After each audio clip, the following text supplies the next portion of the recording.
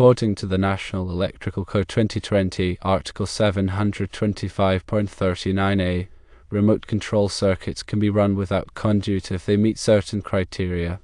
Firstly, the circuit operates at 120 volts or less. Secondly, the circuit is not more than 100 feet in length. Thirdly, the circuit is permanently installed in a non-combustible building. And fourthly, the circuit is used for remote signaling purposes only. If any of these criteria are not met, the circuit must be installed in conduit. A brake buzzer circuit that operates at 120 volts and is less than 100 feet in length, that is permanently installed in an industrial plant, which is typically non-combustible, and used signal brakes can be classified as a remote control circuit for signaling purposes. Therefore, as per NEC 2020, the 120-volt circuit conductors of the brake buzzer can be installed without conduit, provided that they are run through the purlins in the ceiling in a non-combustible building, and the circuit meets the other criteria outlined in Article 725.39a.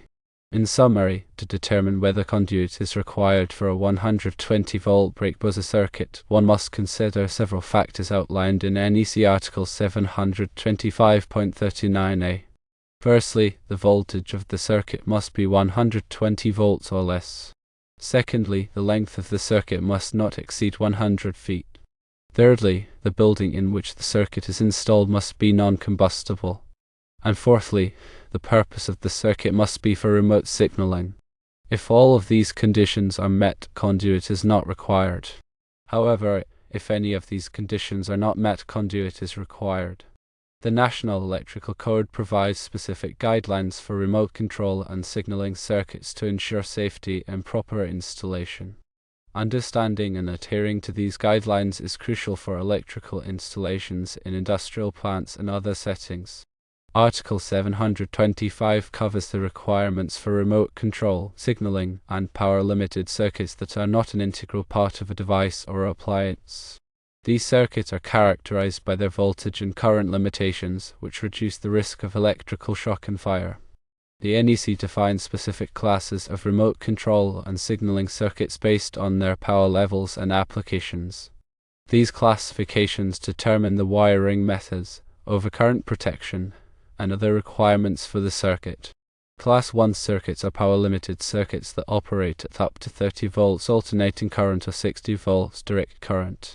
They are used for remote control and signaling applications where a higher level of power is required. Class 2 and Class 3 circuits are low-power circuits that operate at lower voltage and current levels. They are used for applications where safety is a primary concern, such as thermostats, doorbells, and intercom systems. The NEC specifies the types of wiring methods that are permitted for remote control and signaling circuits, depending on their classification and installation environment. Common wiring methods include non-metallic sheet cable, metal conduit, and cable trace. The code also specifies the requirements for overcurrent protection, such as fuses and circuit breakers, to protect the circuit from overload and short-circuit conditions. Proper grounding is essential for remote control and signaling circuits to ensure safety and prevent electrical shock hazards. The NEC requires that these circuits be grounded in accordance with Article 250, which provides detailed requirements for grounding and bonding. The installation of remote control and signaling circuits must comply with the NEC to ensure safety and proper operation. This includes proper wiring methods, overcurrent protection, grounding, and labeling.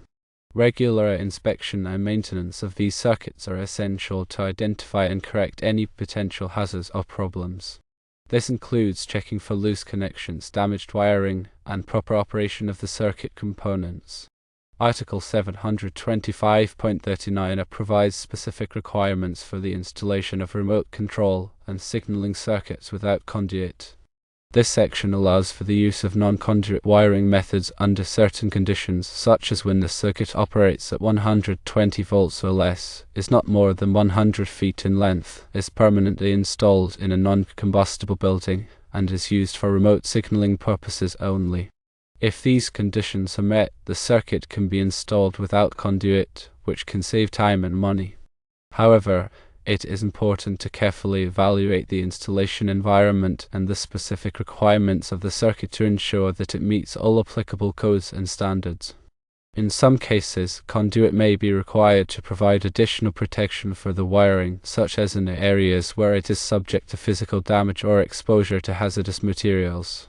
It is always best to consult with a qualified electrical inspector or engineer to determine the appropriate wiring method for a remote control or signaling circuit. The NEC is a comprehensive set of standards that provides detailed requirements for electrical installations. Understanding and adhering to these requirements is essential for ensuring the safety and reliability of electrical systems. Regular updates to the NEC reflect changes in technology and industry practices, so it is important to stay current with the latest edition of the code. The NEC is developed by the National Fire Protection Association, a non-profit organization that develops and publishes codes and standards for a wide range of industries. The NEC is widely adopted by state and local jurisdictions in the United States, and it is also used as a reference standard in other countries. Compliance with the NEC is often required by law, and it is also a condition of insurance coverage. Failure to comply with the NEC can result in fines, penalties, and even legal action. It is important to consult with a qualified electrical professional to ensure that all electrical installations comply with the NEC and other applicable codes and standards. The use of qualified and licensed electricians is essential for ensuring the safety and reliability of electrical systems. These professionals have the knowledge and experience to design, install, and maintain electrical systems in accordance with all applicable codes and standards. They can also provide valuable advice and guidance in the selection of appropriate wiring methods, overcurrent protection, and grounding systems. Regular training and continuing education are essential for electricians to stay current with the latest changes in the NEC and other industry standards. This ensures that they have the knowledge and skills to perform their work safely and effectively. In addition to the NEC, there are other codes and standards that may apply to electrical installations depending on the location and type of facility. These include state and local building codes, fire codes, and safety standards. It is important to be aware of all applicable codes and standards and to ensure that all electrical installations comply with these requirements. The NEC is a living document that is constantly evolving to reflect changes in technology and industry practices. Regular participation in the code development process is essential for ensuring that the NEC remains relevant and effective. This includes providing comments and suggestions on proposed changes to the code, as well as participating in technical committees and working groups.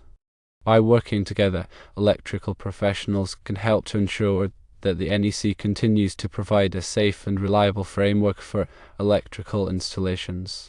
The NEC is a valuable resource for electrical professionals, providing detailed requirements for the design, installation, and maintenance of electrical systems. By understanding and adhering to the NEC, electrical professionals can help to ensure the safety and reliability of electrical systems in industrial plants and other settings. The key considerations for determining whether conduit is required for a 120-volt break-buzzer circuit are the voltage of the circuit, the length of the circuit, the type of building in which it is installed, and its purpose. When all the aforementioned conditions are met, the requirements of NEC 2020 Article 725.39 are satisfied and conduit is not necessary. Remote control and signaling circuits that do not meet the criteria specified in Article 725.39 must be installed in conduit. This provides added protection for the wiring and helps to ensure the safety of the electrical system. Conduit can be made of various materials, including metal, plastic, and fiberglass. The type of conduit that is required depends on the specific application and the environmental conditions. In some cases, rigid metal conduit may be required to provide maximum protection for the wiring. In other cases, flexible metal conduit or non-metallic conduit may be sufficient. The selection of the appropriate type of conduit is an important part of the electrical installation process. It is essential to consult with a qualified electrical inspector or engineer to determine the appropriate type of conduit for a specific application. Proper installation of conduit is also crucial for ensuring the safety and reliability of the electrical system.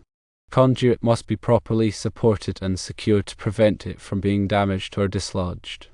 All connections must be tight and secure to prevent moisture and contaminants from entering the conduit.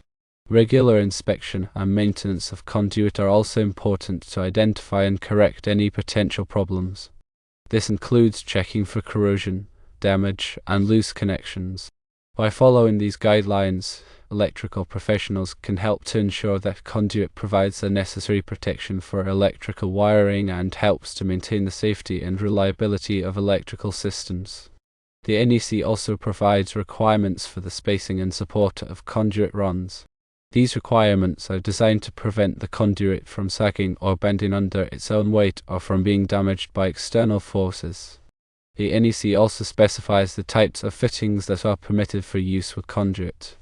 These fittings must be listed and labeled for the intended purpose and must be installed in accordance with the manufacturer's instructions.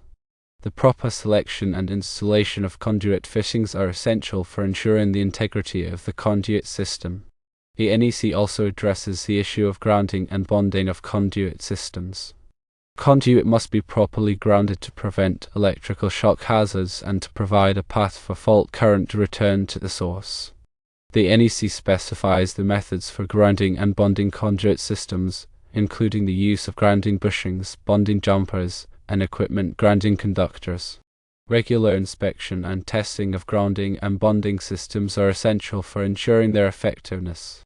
The NEC is a complex and comprehensive set of standards that covers a wide range of electrical topics. It is essential for electrical professionals to have a thorough understanding of the NEC in order to perform their work safely and effectively. Regular training and continuing education are essential for electrical professionals to stay current with the latest changes in the NEC and other industry standards.